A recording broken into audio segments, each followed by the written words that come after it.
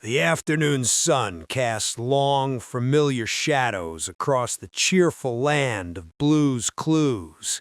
The door to the house, usually a portal to a world of gentle puzzles and friendly discovery, swung open with a jarring, heavy thud.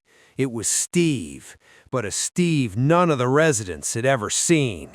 His familiar green-striped polo shirt was smudged with what looked like dirt and a dark, greasy stain, and he swayed precariously on the welcome mat.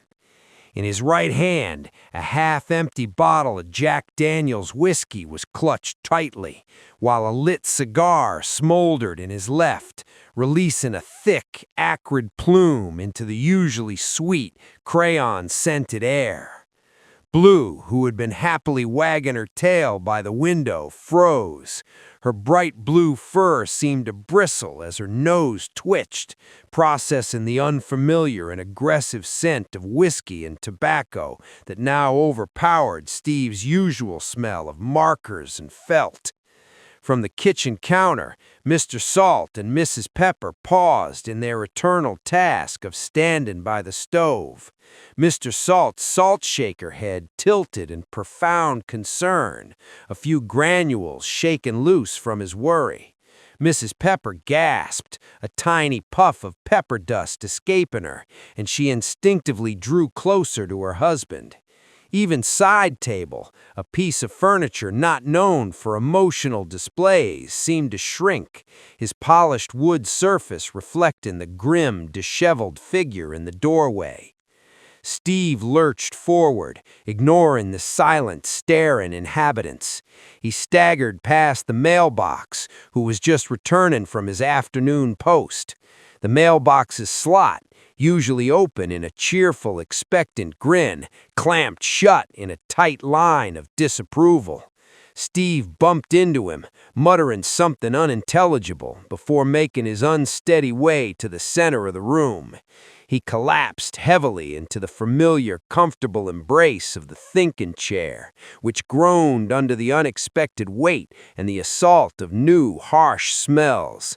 He took a long, deliberate swig from the bottle, then blew a messy smoke ring that drifted, distorted and ugly, towards the cheerful, hand-painted sun on the wall. Ignoring Blue's tentative question and whine, and Mr. Salt's concerned, "Steve, is everything all right, pal?" Steve's gaze, glassy and unfocused, finally found the camera. He didn't see a friend, an audience, or a partner in discovery. He saw a lens, a target, a cynical, ugly smirk twisted his usually kind features.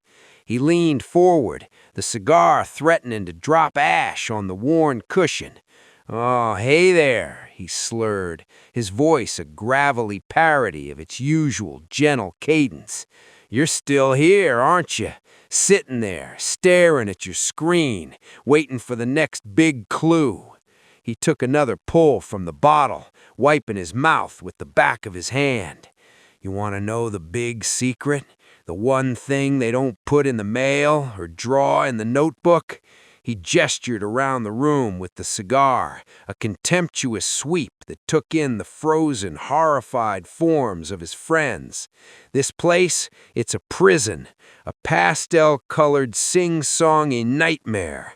And you," he jabbed a finger towards the lens, "you're the wardens. You and every other slack-jawed little kid sitting at home, hypnotized by this mindless drivel. You think I like playing Blue's Clues? You think this is fun for me?" The silence in the room was absolute. Blue's ears were flat against her head. Mrs. Pepper looked as if she might faint, and Mr. Salt was utterly rigid with shock.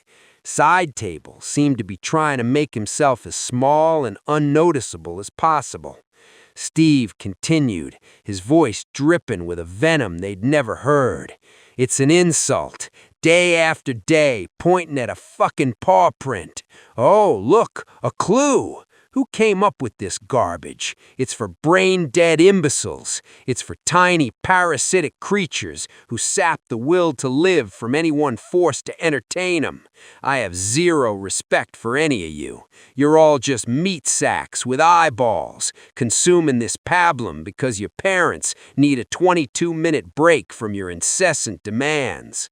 Steve's rant grew louder, more unhinged. He took a long, aggressive drag on the cigar before dropping some ashes directly on the arm of the thinking chair. The chair seemed to shudder in pain. You want to know what I really think of you, you little shits?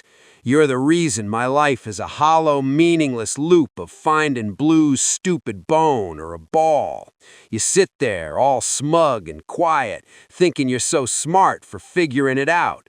Oh, the notebook, the notebook. Shut the hell up. You're not smart. You're a trained seal, clapping for a fish.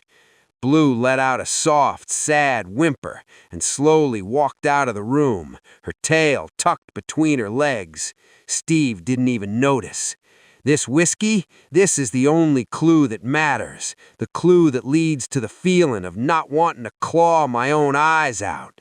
And this cigar, it's my mail time celebration for having to endure another second of this purgatory. So you can take your hand-drawn clues and your thinking chair and your little song and shove it. He took a long, ragged breath, his anger seemingly spent for the moment, leaving only a profound, drunken emptiness in its wake. He slumped back in the chair, staring at the ceiling. The camera held on the scene for a beat too long, capturing the ashes on the floor, the bottle in one hand, the cigar in the other, and the utter desolation in the room that was once a place of joy. Mr. Salt slowly, silently turned away from Mrs. Pepper, unable to look at her or the devastation before them. The only sound was the faint, sickening slosh of the whiskey in the bottle as Steve raised it for one more drink, completely alone in the world he had just poisoned with his words. The cheerful, familiar house felt cold, broken, and terribly, terribly quiet. Welcome back to Blue's Clues, or something. Oh, did you find a clue? Because I don't give a fuck. Stay out of my goddamn face, you fucking buzzard!